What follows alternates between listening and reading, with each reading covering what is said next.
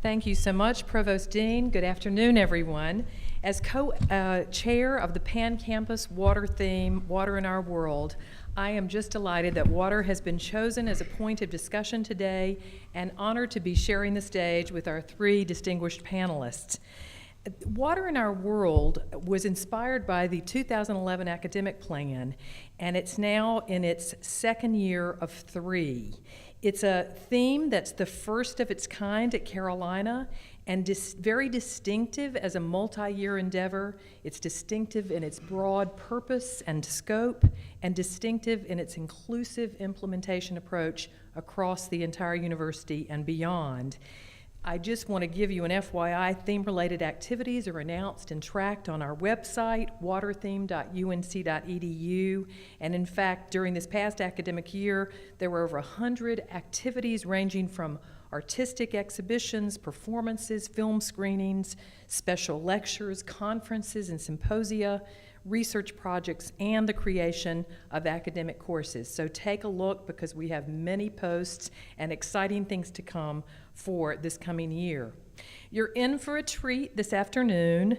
Our three panelists will be sharing stories of faculty and student water research conducted in their particular areas.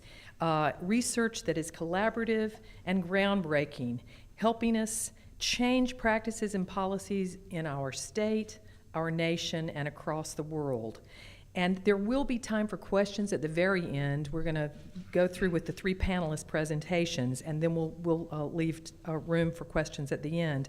So I'd like to start with our first panelist, Professor Donald Hornstein, here at the very end, who holds the Aubrey L. Brooks Chair at the UNC Law School. And his environmental law scholarship has twice been recognized as among the annual top 10 national articles of the year. An expert on catastrophic risk insurance coverage, he has been appointed by the NC Commissioner of Insurance to the Board of Directors of the $400 million North Carolina wind pool, where he specializes in financing of hurricane losses on the Outer Banks and coastal counties. And I'd just like to add that he was just named as one of the nation's top 25 law professors in the recent Harvard University Press publication, What the Best Law Teachers Do. You get to hear him today.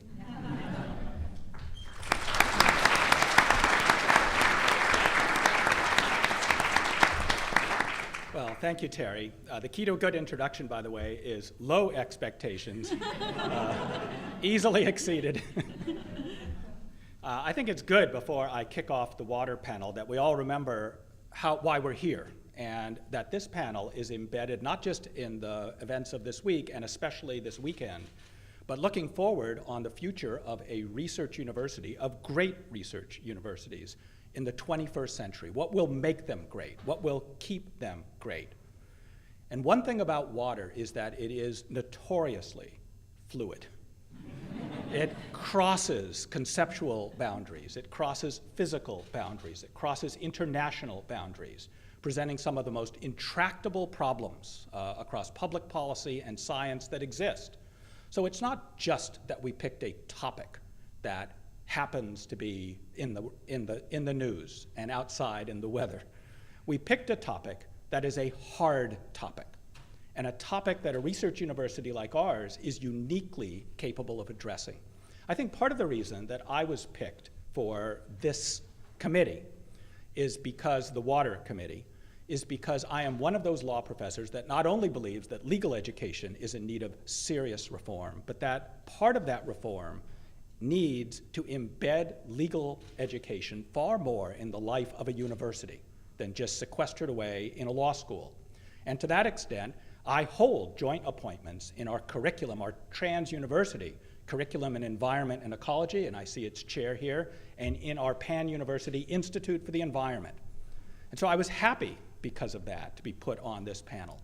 And especially because I knew that some of the work we would do would be uniquely turned to North Carolina, and that's the area in which I like to work. It's worthwhile for me to tell you that a good deal of my research is in transboundary issues. My Fulbright year, my scholarship as a Fulbright scholar, was embedded in East Africa, working on the Nile, the most difficult of the trans-boundary rivers that may exist on the world, although I see Bill Holman here, the former director of the North Carolina Water Management Trust Fund, and he might agree with me that you have to spend a year in the blood politics of the Middle East on the Nile before you're ready to deal with the politics of the noose. I'll also tell you that it probably helped me getting used every week to going back and forth from the relatively unstable boundaries of the newfound country of Eritrea, where I was posted, and the war-torn southern Sudan region, which is the part of the Nile that I worked on, where I every week met with members of the Sudanese People Liberation Army, as they were called then. They're now the government of the new state of South Sudan. That probably prepared me for the long walk from the law school to Gillings Hall and the School of Public Health, because it's that infrequent that we cross disciplinary boundaries. And a great research university will take great care in the future to really focus all of its strengths on these difficult problems rather than resort to the silos in which we frequently find ourselves. And that's what this water panel is all about. Let me mention 2 examples of the sort of things we've done that reflect this. Because I like crossing boundaries, I not only teach at the law school, I teach in the college. And I have taught a course, an introduction to environmental law, for the last few years. And with the water theme, we re-engineered it to focus on water. And to give you an example of the type of things that are possible when you take down boundaries, a few years ago, we were concerned, North Carolina was, about mercury deposition in our streams. The very thing, by the way, that our new chancellor researches all of the time. Our problem was not our own factories so much. We had more or less bit the bullet and imposed on ourselves relatively stringent controls. But there were a handful of TVA-operated massive coal-fired plants just within 100 miles of our borders that were spewing, among other things, mercury into the watersheds in western North Carolina. North Carolina sued the TVA. Our Attorney General sued the TVA. And after some back and forth among courts, it came time to go to the US Supreme Court. And at that point, the Solicitor General of North Carolina, a UNC Law alum, asked if I might amicus in, it's called, write a friend of the court brief. I was teaching this undergraduate course. We had learned the relevant law. And I asked 100 undergraduates if they would like to join with 20 volunteer law students and in 30 days write a US Supreme Court brief on the issue. They all did. And well, believe me, TVA didn't capitulate just because of our brief. Within 2 weeks of our brief being filed, TVA settled. They closed 1/3 of their coal fleet, the largest retiring by any utility in the world of coal, and agreed to impose $5 billion in hardware, pollution control hardware, on what remains. The DTH picked it up, as did 72 newspapers around the world. Law students bite TVA. They weren't just here to take notes. They were here to take a stand. They were here to make a difference, and that's the sort of thing that can happen. Here's the second and last example. This year, we chose to offer a baby version of this course as one of our first massive open online courses, a MOOC. Something, by the way, that I'm in the middle of teaching right now. It has 21,000 students worldwide, this introduction to environmental law and policy, 80% of whom are overseas. I not only teach it with some law students, I asked the undergraduates who were graduates of the course if they would join me. They, along with our library staff, not only joined in being TAs for the course, the first ever, by the way, undergraduate TAs for a massive open online course anywhere. We have 26 TAs and 21,000 students, and we have, launching Monday, the very first set of research, online, international, free research problems and skill training to 21,000 people around the world with problems on 5 continents designed by our library staff. I see some people in that who are TAs and on our library staff here. Could I ask you to stand? These people deserve a round of applause.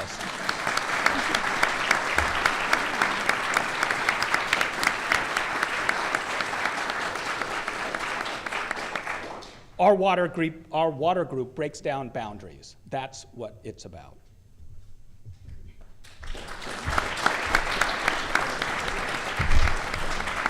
Thank you, Don. Our next speaker is Dr. Carol He. She's the director of the Center for Sustainable Enterprise at the Keenan Flagler Business School, teaching in the MBA program as well as the undergraduate business program. Her work focuses on how companies can reduce costs, minimize risk, drive innovation, and gain competitive advantage by implementing strategies guided by environmental and social concerns. She's a recipient of the Page Prize and a UNC alum from the Department of Marine Sciences. Thank you, Carol.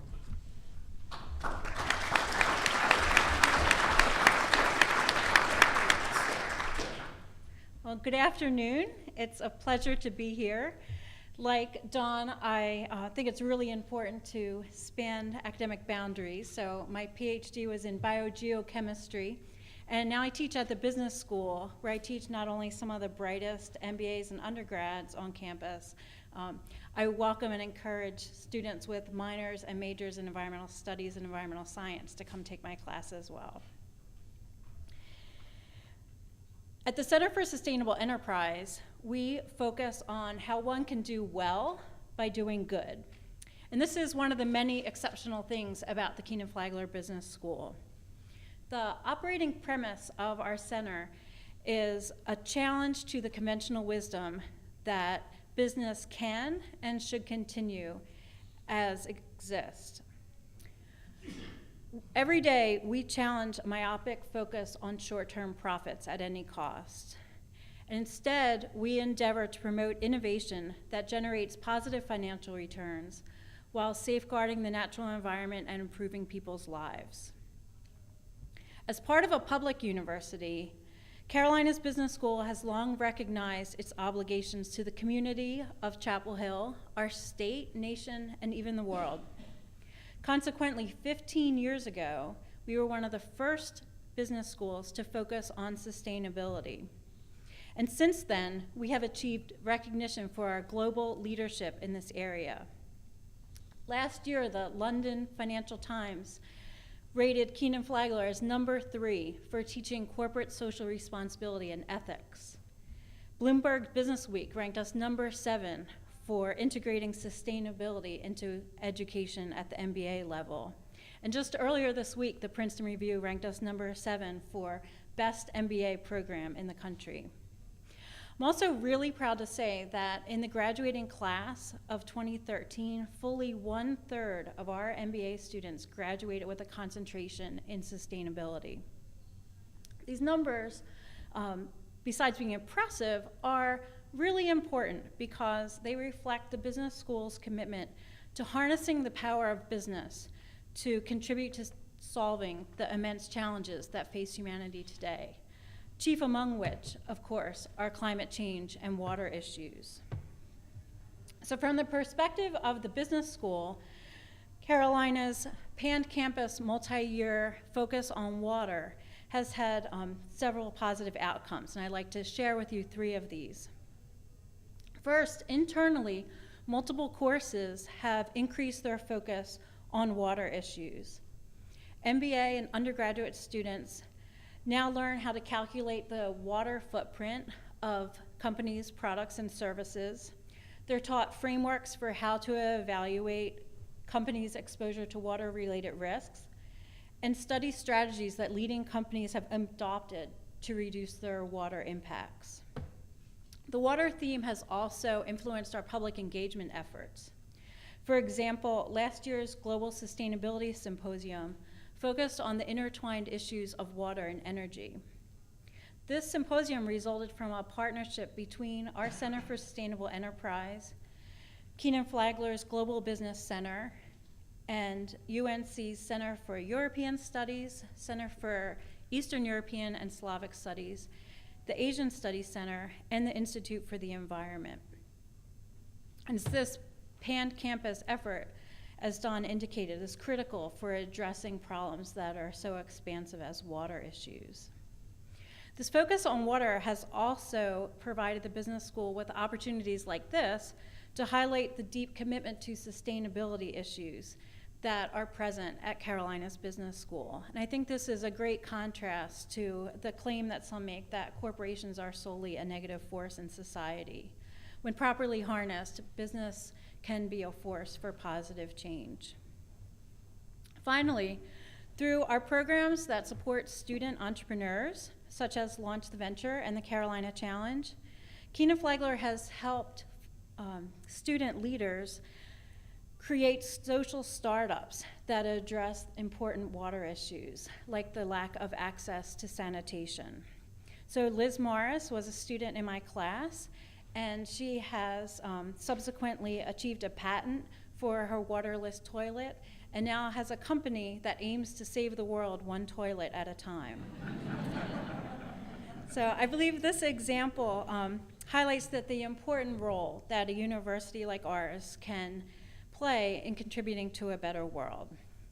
We inspire and empower students to use their education to safeguard the environment and improve people's lives.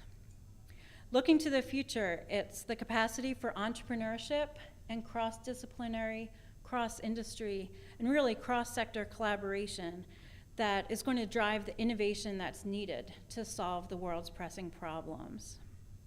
So I am personally very grateful for the opportunity to put my passion to work, providing impactful public service through my involvement with the Center for Sustainable Enterprise. And I'm grateful for each of you for the role that you play in continuing to push Carolina to be the great university that we celebrate today. Thank you.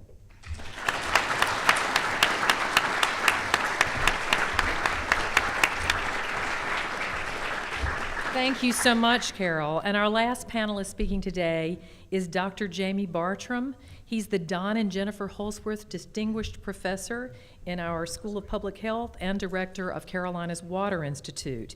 He was awarded the International Water Association Grant Award in 2004 and holds honorary professorships at the universities of Aberystwyth, Bristol, and Surrey in the UK. Dr. Bartram has over 25 years of experience of international policy, research and advisory work in public health and disease prevention, especially in relation to environment, health and water supply and sanitation, and in more than 30 developing and developed countries worldwide. I also have so enjoyed co-chairing with him on this water theme. Jamie Bartram.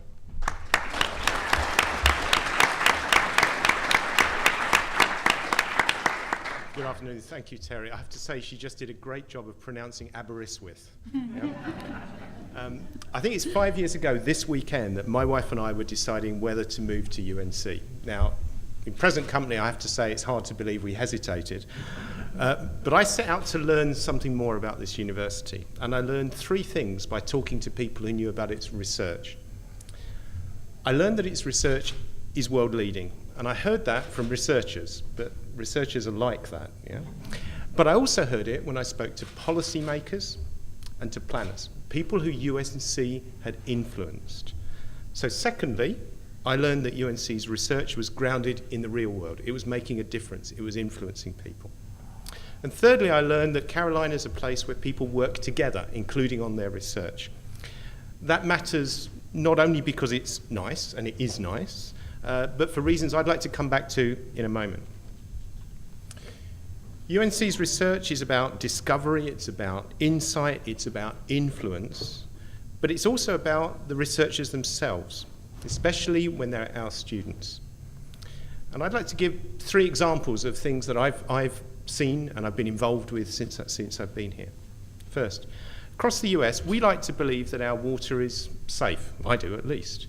But we still see outbreaks of disease, even in small water, especially in small water systems, here in the US, in the developed world, and across the developing world. So we're interested in making water systems safer. We work with collaborators in Iceland. I know it sounds an odd choice, but we work with collaborators in Iceland, a developed country with modern water systems. And we looked at what happened when they introduced water safety plans, systematic management nationwide. We found that water quality improved. Good. We found that regulatory compliance increased. Also good. But we were also a little shocked when we found that medical visits dropped. In a developed world country, we could improve health by tweaking water safety, simply, cheaply, and effectively. Now, students and postdocs like Aruj Amjad are working with the municipalities here in North Carolina to see if they would work here as well. Second example. The UN Millennium Development Goals aim to halve the proportion of the world's population without an improved water source, like a village well, and without improved sanitation, like a latrine in the yard. And just last year, WHO and UNICEF declared that the water target had been met. There were only 800 million people on our planet without service. We thought that was an optimistic estimate. And one of our students, Kyle Onder, reworked the numbers. And what he did was take account for some studies that measured actual water quality. He found that barely half of humankind actually has safe water. Another student, Rachel Baum, worked out that 1.5 billion people, 20% of our whole world's population, use flush toilets that when you flush them, they discharge back into our environment. And yet they were still counted in the sanitation statistics. She wasn't impressed by WHO and UNICEF by the end of this. Those two papers are published. They're led by student authors. They are cited in the literature. They're cited by researchers, but more importantly, for me at least, they are cited in discussions about the next cycle of development targets. That's our students making a difference to the future of the world already. Third example. Where's Jim? You talked about there being too much water, so this is your moment, okay? We see floods and droughts. We see them around us, and we need to adapt to them in order to protect health and in order to maintain basic services. In some cases, an umbrella might do the trick. In other cases, we need more aggressive adaptation measures to these extreme climate events. So back in 2012, a very talented undergraduate, Ovik Banerjee, mapped worldwide rural and urban population distribution. He mapped the different forms of water supply in each country and the vulnerability of those water supplies to extreme climate events. And then he overlaid on top of that the implementation of adaptation measures at local and national levels. I wish I'd been half this smart as an undergraduate, I really do. He produced maps ranking every country in the world by population level vulnerability. Another student, Elizabeth Christensen, picked up on that work. What she did was to look within the US and produced county by county maps for exposure to each of those kinds of events, floods, droughts. That's never been done before. That's new data that will be available from UNC. We will be a source of that information. And yet another student, a postdoc, Jeannie Liu, has used that and other work to map population vulnerability state by state and county by county for the whole US. Coloured maps that help us make very practical adaptation decisions. So what are the decisions that New Carolina students will be tackling? I'd like to give 3 more examples. The American Society for Civil Engineers gives the US's water infrastructure a D grade because we're investing too little every year. We're leaving unpaid bills for the next generation. But we need infrastructure fit for the next century and the challenges of the next century while we continue to build like we did in the last one. We need to change. We need to learn how to adapt to water scarcity and water extremes, especially in states where water has traditionally been abundant. Sound familiar? We're back home in North Carolina again. And finally, as most places and most people have safe and reliable water supplies, as they do in most of the US and they do increasingly around the world, so those that don't are an increasingly hard to reach remainder. Now, whether they're underserved because of racial disparities in this state, whether we're talking about US schools drawing water from contaminated wells, or nomadic populations in the Sahel, we need to know how to work in these difficult places. And we're not good at that yet. When I began speaking, I said that people at Carolina work together, research together. These problems of tomorrow are complex problems. And it's people that can work between disciplines and across sectors, people who know the value and have the skills to work together who will solve them. That's our students of tomorrow. Thank you.